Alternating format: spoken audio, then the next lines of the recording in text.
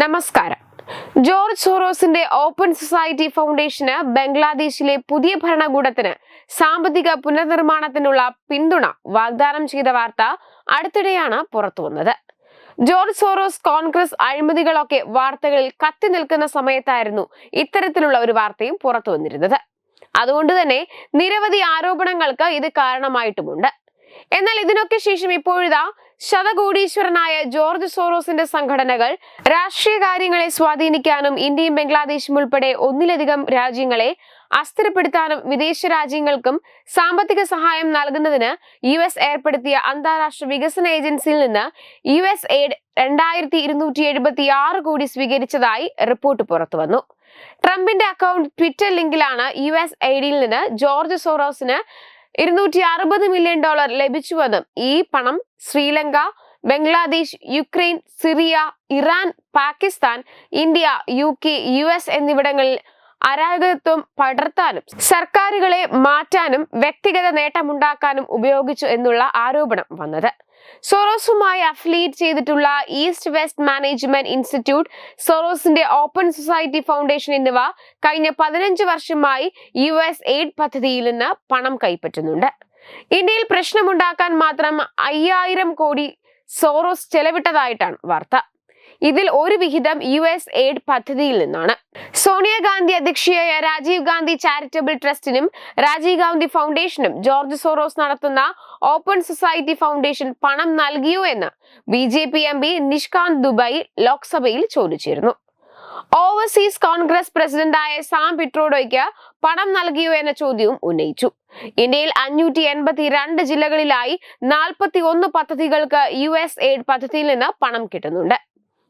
വയനാട്ടിൽ വന്യജീവികളും നാട്ടുകാരും തമ്മിലുള്ള സംഘർഷം കുറയ്ക്കാനുള്ള പദ്ധതിയുടെ പേരിൽ കേരളത്തിലും USAID ലഭിക്കുന്നുണ്ട്. അന്താരാഷ്ട്ര വികസന ഏജൻസിയുടെ പ്രവർത്തനം നിർത്താൻ ട്രംപ് ഭരണകൂടം തീരുമാനിച്ചിരുന്നു. ഏജൻസിയുടെ മുഴുവൻ ജീവനക്കാരെയും അഡ്മിനിസ്ട്രേറ്റീവ് ലീവിൽ പ്രവേശിപ്പിച്ചിരിക്കുകയാണ്. വിദേശങ്ങളിൽ ജോലി ചെയ്യുന്ന ജീവനക്കാർ അമേരിക്കയിലേക്ക് തിരിച്ചു വരണമെന്ന് ഉത്തരവിൽ പറയുന്നു. അന്താരാഷ്ട്ര സഹായത്തിനുള്ള ഫെഡറൽ ചെലവ് കുറയ്ക്കാനുള്ള പ്രസിഡന്റ് ഡൊണാൾഡ് ട്രംപിന്റെ നയത്തിന് അനുസൃതമായ നടപടിയാണ് ഇത്. ഗവൺമെന്റ് എഫിഷ്യൻസി വകുപ്പിന്റെ മേധാവിയായി നിയമിതനായ ഇലോൺ മസ്ക് അന്താരാഷ്ട്ര വികസന ഏജൻസി ഒരു ക്രിമിനൽ ഓർഗനൈസേഷനാണെന്നും അത് പൂർണ്ണമായും പിരിച്ചുവിടണമെന്നും ട്രംപിനോട് ആവശ്യപ്പെട്ടിരുന്നു. ഇതിന് പിന്നാലെയാണ് അടച്ചുപൂട്ടാനുള്ള തീരുമാനം കൈക്കൊണ്ടത്. ഏജൻസിയിലെ നിരവധി ഉന്നത ഉദ്യോഗസ്ഥരെ അഴിച്ചുവിട്ടതായും ആയിരക്കണക്കിന് കരാർ ജീവനക്കാരുടെ ജോലി അവസാനിപ്പിച്ചതായും റിപ്പോർട്ടുകളുണ്ട്. അതിനൊപ്പം വാഷിംഗ്ടൺ DC-യിലെ മുഖ്യ ആസ്ഥാനം സന്ദർശിക്കരുതെന്ന് ജീവനക്കാർക്ക് നിർദ്ദേശം നൽകിയിരുന്നു. ഏജൻസിയുടെ എല്ലാ സോഷ്യൽ മീഡിയ അക്കൗണ്ടുകളും അപ്രാപ്യമാക്കിയിട്ടുണ്ട്.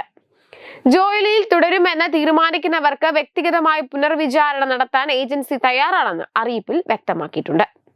US നൽകുന്ന സൈനികേതരമായ വായ്പയും സഹായധനവും ഉൾപ്പെട്ട സാമ്പത്തിക സഹായത്തിന്റെ ഭൂരിഭാഗവും ഈ ഏജൻസിയാണ് കൈകാര്യം ചെയ്യുന്നത്. 10,000-ലേറെ ആളുകൾ പണിയെടുക്കുന്ന ഈ ഏജൻസി 100-ൽ പരം രാഷ്ട്രങ്ങൾക്ക് വികസന സഹായം വിതരണം ചെയ്യുന്നുമുണ്ട്. വെബ് ഡെസ്ക് തത്തുമൈ news.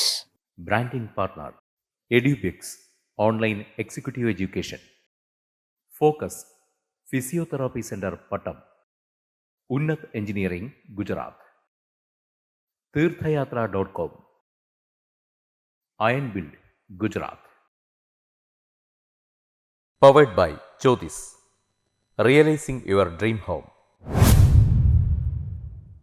Our ongoing luxury apartments projects are Crown near Karivattam, The Square near UST Global, White Manor near Achigal Ambalatra, and Evergreens Luxury Villas near Tirumala. Call 90482 55599. Jyotis Building Promoters Private Limited, Thiruvananthapuram.